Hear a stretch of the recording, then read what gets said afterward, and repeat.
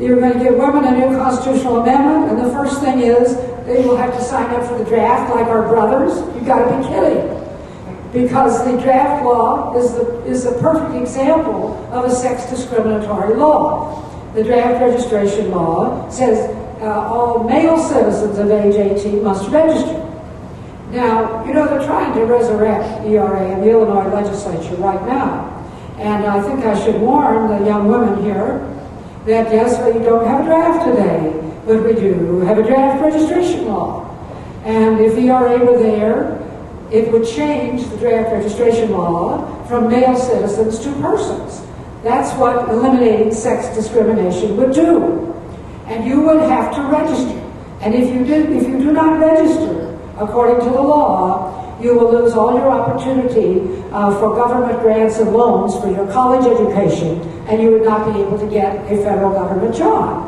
So how can this be a benefit for women? The whole thing simply doesn't make sense.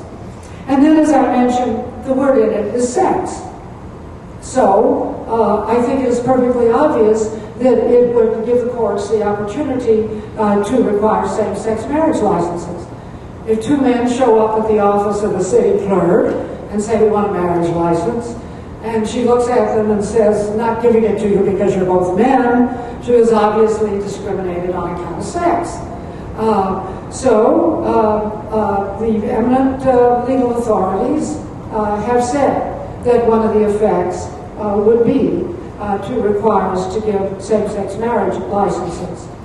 Another effect would be what it would do to abortion. Now, you may say, the amendment doesn't say anything about abortion, and how does that get into it? Well, the feminists have developed their own theory, and that is because abortion is something that only happens to women. If you deny any benefit that is related to abortion, you have discriminated on account of sex within the meaning of the Equal Rights Amendment. And they have been able to prove this argument in a couple of states that unfortunately have state equal rights amendments.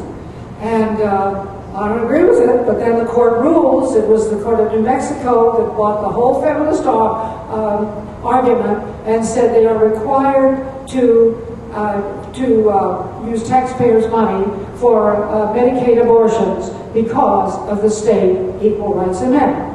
So one of the motives of the ERA is to make abortion funding a constitutional right. Now, I'd love to tell one story, which I think kind of is based on this idea of the way how feminists look at things differently from the way many other people do.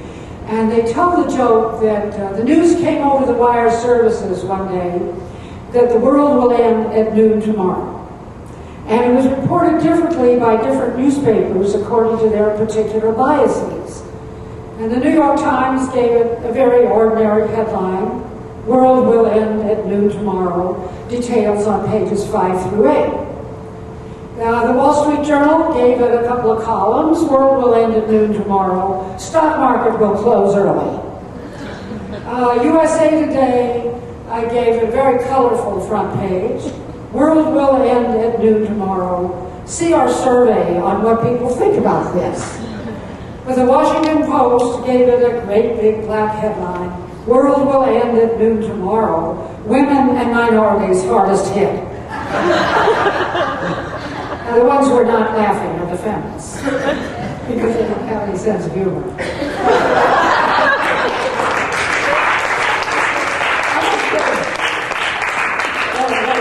I did a lecture at Harvard, and they had a notice posted on the bulletin board. They were going to have an evening session on why feminists don't have a sense of humor.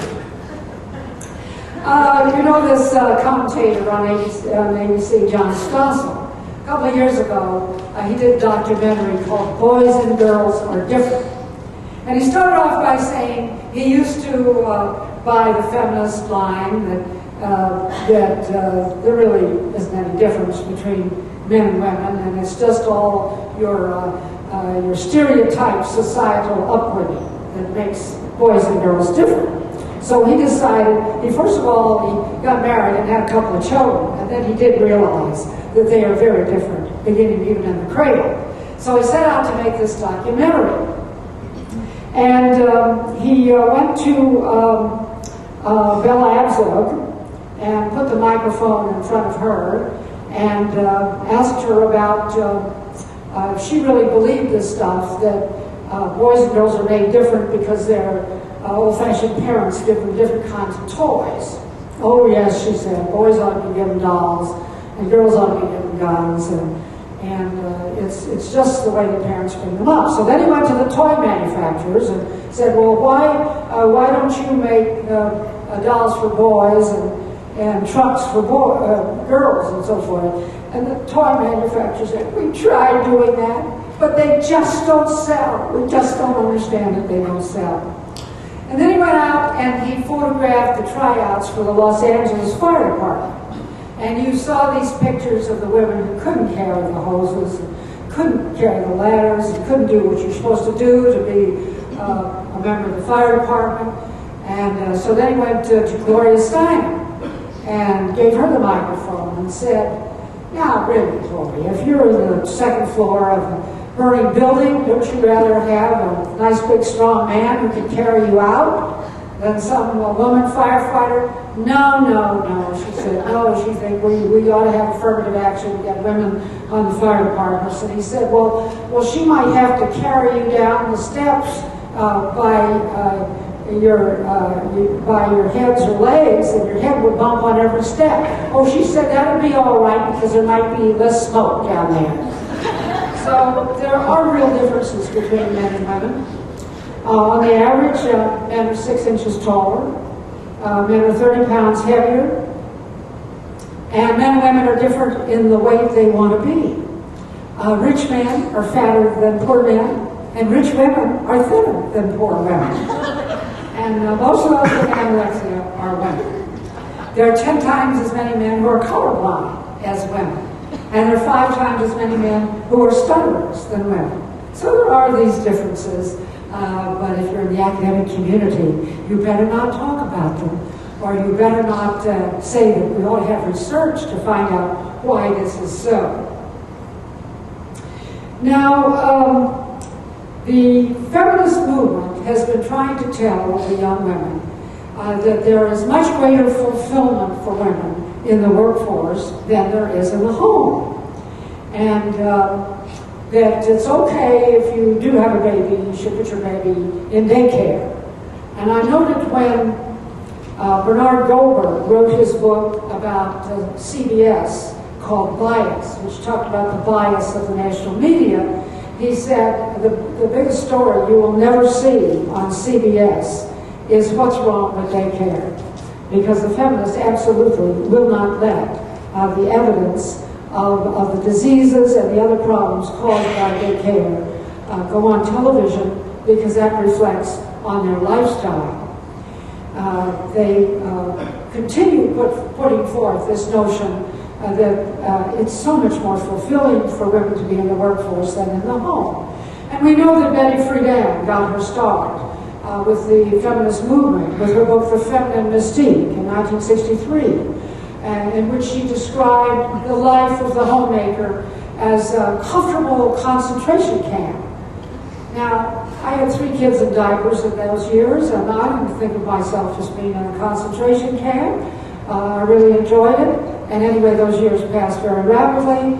I've got a lot to show for it now. But that is their idea. She got a lot of her ideas from the French woman Simone de Beauvoir, who was very big in women's studies. She was the author of The Second Sex. She's famous for her line that marriage is an obscene bourgeois institution. Of course, she knew nothing about marriage. She wasn't married. She lived with her boyfriend and let him treat her rather badly. So she really didn't understand that there are a lot of wonderful husbands in this world who are working hard to support their wives and children and give them a home and take care of them. And the home is a very nice, fulfilling place. It's a very honorable vocation.